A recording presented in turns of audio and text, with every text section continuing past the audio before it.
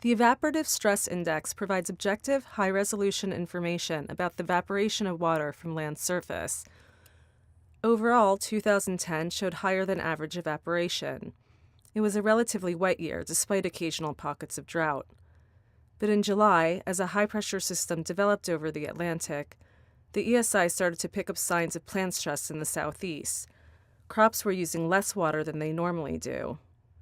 Over the fall, signs of drought worsened and had spread northward across much of the eastern part of the United States.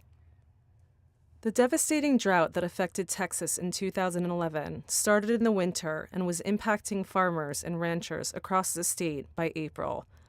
Wildfires were common that year, and cattle had little to eat.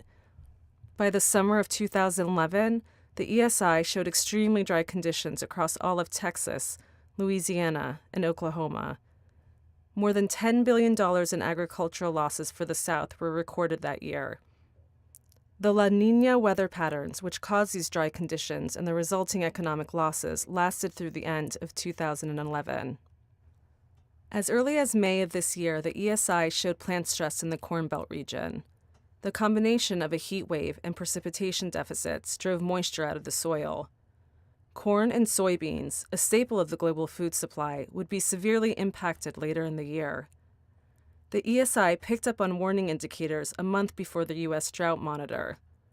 The kind of early warning detection system it provides will enhance the U.S. arsenal of drought monitoring tools and help farmers adapt to drought before it evolves.